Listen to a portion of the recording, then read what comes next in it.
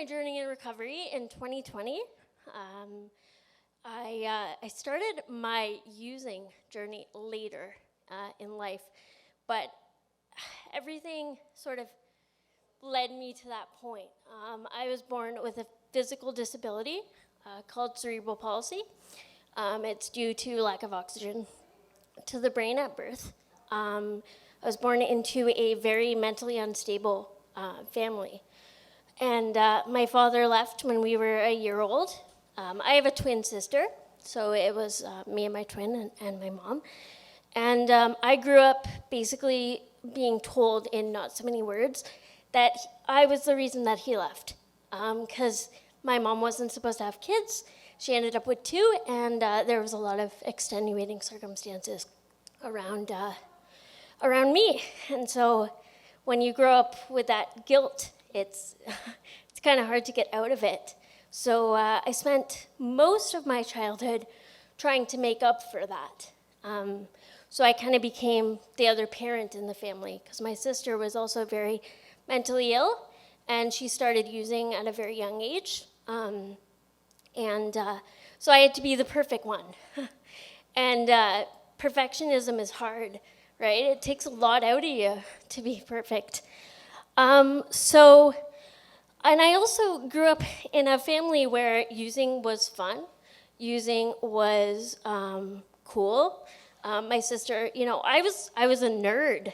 That was my way of making up for not being good enough. I was a nerd, and I tried to be the best at everything. And so my sister used to say, well, you're such a square, right? You're so boring. And I came to believe that. And I saw her life, and she had a lot of friends, and she always had something to do, and she always seemed happy. And so I grew up thinking that using was cool and using was fun, and I wanted to have fun because I didn't have a lot of fun in my life, When I was in high school, I felt invisible, and when I didn't feel invisible, I wanted to be invisible. So, go 10 years in the future, and I'm finally in university, and I live in res because I couldn't get out of my house fast enough, and I got my first experience with alcohol, and man, it was the ultimate equalizer, When I was drinking, I wasn't different, I wasn't a problem, and I was just like everybody else, and it was a great feeling for a little bit. I remember, I had too much fun my first frosh week day, and they sent me home at like 4 p.m. and I couldn't even find my res room, And that's how it started, because finally I was having fun, and I was being a kid that I didn't get to be when I was one.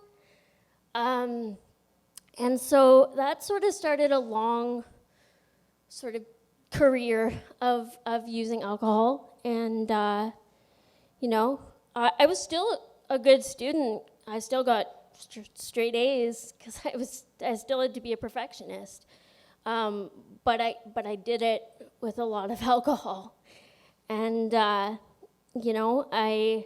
got to a pretty low point, and I tried to commit suicide in university, and because I still wasn't happy, because nothing I ever did made me feel good enough. But I had friends, and that was good, But it wasn't enough, because I wasn't enough. So I got out of university, got a good job, I was told from a young age I'd never be a productive member of society. I wasn't smart enough. Proved them wrong. Got out of university, got a good job with the government, but I still wasn't happy. And, it took me a long time to realize that nothing was ever going to make me happy, because I didn't like myself. And,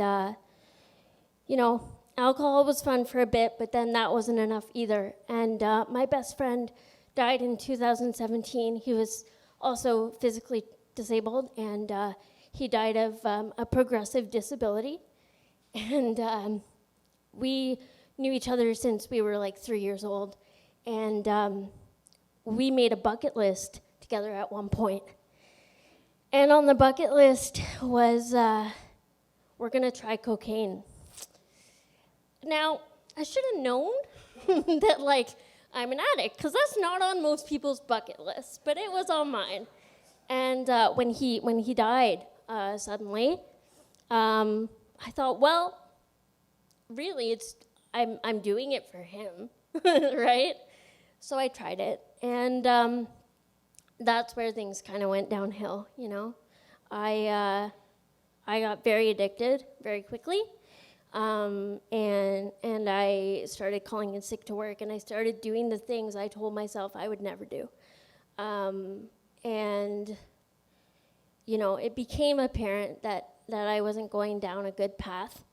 And it certainly didn't help me feel any better about myself.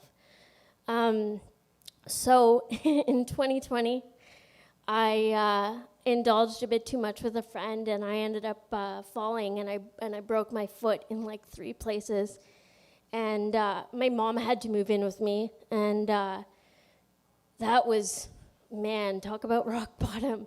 Like, when you don't get along with your mom, and all of a sudden they're in your house 24/7 for 2 months, it's a bit of a wake-up call. So I joined recovery, and you know, people always complained about Zoom, but for me, it's the only reason I made it to recovery, because getting around can be difficult, and I don't think I would have had the courage to go into those rooms, because sometimes I feel like I take up too much space, you know?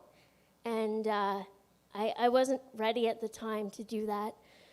But I found my way into the rooms, and I managed to get, 8 months clean.